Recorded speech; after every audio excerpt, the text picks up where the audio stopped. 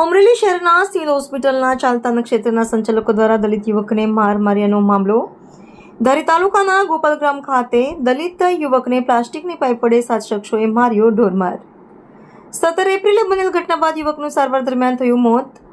મહેશ પ્રેમજી રાઠોડ નામના દલિત યુવકનું થયું મોત. પરિવારજનો દ્વારા હત્યાની કલમ ઉમેરવાની માંગ કરવામાં આવી. પોલીસે જૂની આઈપીસી કલમ 302 ઉમેરો કરવા સેશન કોર્ટમાં રિપોર્ટ રજૂ કર્યો.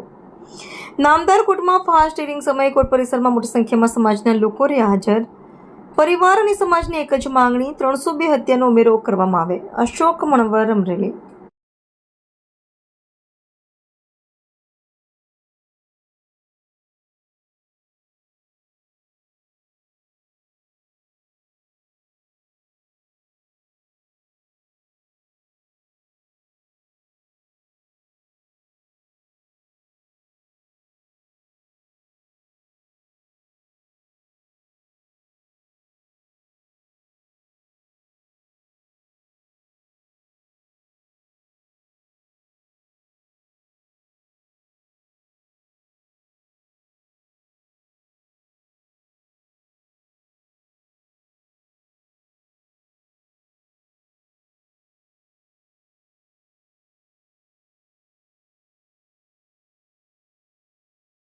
એપ્રિલ 2026ના રોજ મહેશભાઈ રાઠોડ ગોપાલગ્રામવાળાને સિવિલ હોસ્પિટલ ખાતે જે ઘટના ઘટી એ આપ બધા જાણો છો.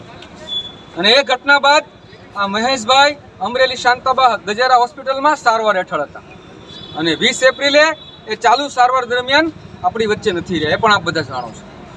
હવે જે આજે જે ઘટના ઘટી રહી છે એ ઘટના વિશે આજે હું તમને કહેવા માંગુ છું કે આજે આ ઘટનાની અંદર મહેશભાઈ આપણી વચ્ચે નહીં રહેતા. આની અંદર પોલીસ તંત્રએ નામદાર સ્પેશિયલ એટ્રો કોર્ટમાં સેશન કોર્ટની અંદર બીએનએસની કલમ 301 જૂની આઈપીસીની કલમ 302 નો ઉમેરો કરવાનો રિપોર્ટ ફાઇલ કર્યો છે. અને એની અંદર નામદાર કોર્ટે આજે ફર્સ્ટ હિયરિંગ હતું, જે મારા સમાજના આગેવાનો, મારા સમાજના વકીલો, ઇન્ટેલેક્ચ્યુઅલ લોકો, મારા સમાજની બહેનો, માવડીઓ, નાના બાળકો, બધા જે યુવાનો હાજર રહ્યા છે એનો હૃદયપૂર્વક આભાર માનું.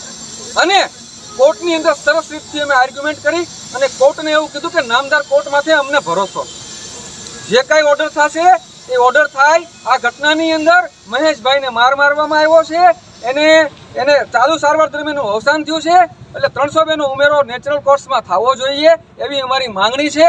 જે કાંઈ ઓર્ડર થશે એની સામે હાઈકોર્ટ સુધી લડવાની પણ તૈયારી છે. અને સમાજ લેવલે સમાજ નક્કી કરે એ રીતથી રોડ ઉપર પણ લડીશું, કોર્ટમાં પણ લડીશું, કાનૂન રીતથી લડીશું. બાબા સાહેબને માનનારા છીએ. કાયદો હાથમાં લીધા વગર શાંતિ રીતથી પ્રોટેસ્ટ કરવાનો અમારો અધિકાર છે. આજે કોર્ટની અંદર ડીએસ શ્રીવાસ્તુ સાહેબની કોર્ટની અંદર આઈઓ ડીવાયએસપી ચિરાગભાઈ દેસાઈ ફોરેન્સિક પીએમનો પ્રાથમિક અહેવાલ જે લઈને આવ્યા એની અંદર કોઝ ઓફ ડેથ જાહેર કરેલ નથી. આ ઘટનાની અંદર મહેશભાઈનું મર્ડર થયું નિર્વિવાદિત બાબત છે. અને જો રિપોર્ટ આવે, ડોક્ટરોની નેગ્લિજન્સી આવે તો મેથ્યુઝના જજમેન્ટ મુજબ ડોક્ટરો આરોપી બનશે, નતર જેને માર્યો છે એ આરોપી બનશે. આરોપી બનશે ને બનશે, એમાં કોઈ મીનમેખ વાત છે. અનુજાતિનો એક 22 વર્ષનો તાકાતવાર જે સૈનિકમાં હાલે એવો યુવાન અમારી વચ્ચેથી વયો ગયો છે. ન્યાય માટે અમે બધું કરીશું, જે કોર્ટમાં લડીશું, જે કાંઈ ઓર્ડર થાય સુપ્રીમ કોર્ટ સુધી જવું પડે તો અમે લડીશું. ચેતનભાઈ, આજે તમે જે ન્યાય મંદિરમાં આવ્યા ત્યાં અને આજનું હિયરિંગ હતું તો તેના માટે શું કહેવામાં આવ્યું કોર્ટ દ્વારા? આજે નામદાર કોર્ટની અંદર ડીવાયએસપી આઈઓ તરીકે એમને એક અહેવાલ રજૂ કર્યો છે. અને જે બી પારડીવાલા સાહેબનું જજમેન્ટ જે છે એ પહેલાંની જેમ નથી એવું રજૂ કર્યું છે. એ પારડીવાલા સાહેબનું જજમેન્ટ જે છે એ પણ અમે એવું કીધું છે. આ પોલીસ તંત્રને તમારા માધ્યમથી કહું છું કે તમે કાયદો છે ને અનુસૂચિત જાતિ માટે નહીં રાખતા.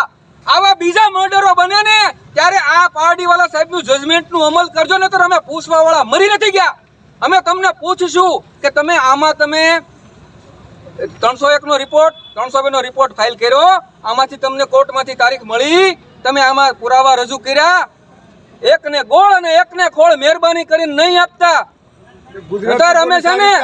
ગુજરાતની પોલીસ આ રીતે હાલશે ને પાર્ટીવાળા જજમેન્ટની ઉપર. હવે એક ચાલુ કોર્ટમાં અમે કીધું છે કે પાર્ટીવાળા સાહેબના જજમેન્ટનો અમલ બધા પોલીસ તંત્ર કરજો. આ એક કેસમાં નહીં કરતા, પર્ટિક્યુલર કેસમાં અમને તો અર્નેશ કુમારના જજમેન્ટનો ગેરલાભ થાય છે. અર્નેશ કુમારનું જજમેન્ટ એટ્રોસિટી સ્પેશિયલ એક્ટ છે, સેક્શન 20 ની અંદર બધા કાયદાથી એટ્રો પર છે, છતાં ઠોકી બેહાડવામાં આવ્યું છે. આ તંત્ર અર્નેશ કુમારના જજમેન્ટનો દુરુપયોગ કરે છે. આખા દેશની અંદર અત્યાચારોનું પ્રમાણ વધ્યું છે અને એટલે જ મર્ડરો વધ્યા છે. આનું